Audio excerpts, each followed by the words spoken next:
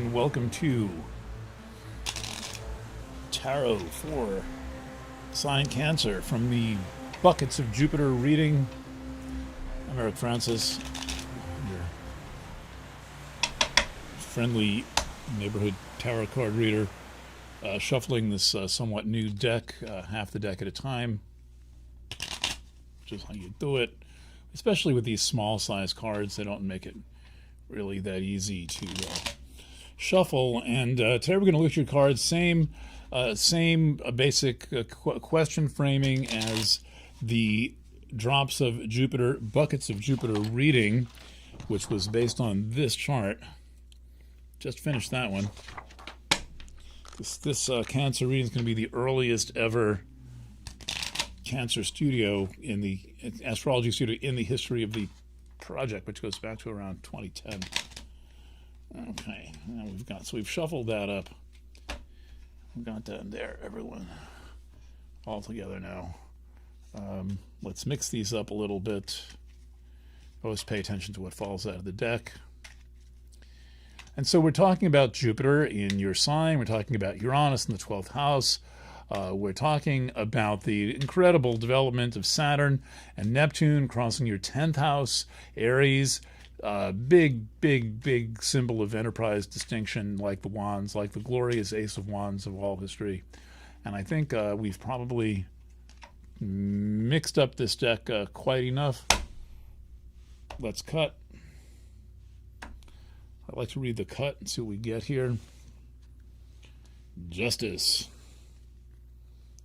Indolence. The cut is saying over-reliance on the mental sphere and insufficient reliance. Well, the mental sphere trying to figure out why you feel the way you feel. Here's the mental sphere. It's the Queen of Swords, and she's like looking down at this, like, you know, eight of wands, like what Eight of Cups, what's going on here? Like let's get your feelings, let's get your emotions flowing. Like this is about. And then Justice, you kind of can't go wrong when the Justice card shows up. You know, it's like really quite a helpful card. It's a card about balance.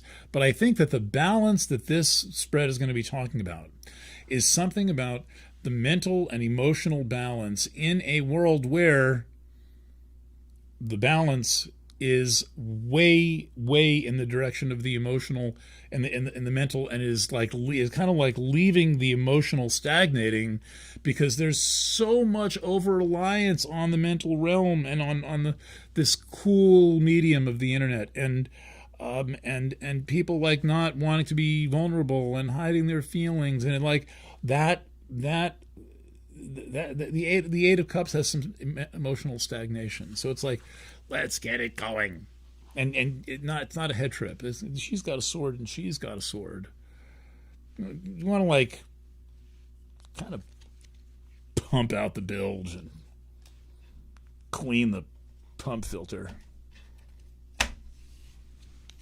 Okay, so I'm going to use a spread called the Celtic Wings. It is related to the Celtic Cross, but it's a little bit streamlined. So I'm gonna draw the cards face down in the approximate order. Well, I kind of flip them over in different orders, but this spread is designed such that it doesn't really matter what order you draw the cards or flip the cards. So since the spread is pretty much uniquely my own, which I developed when I was working for the Jackie Stallone Psychic Hotline,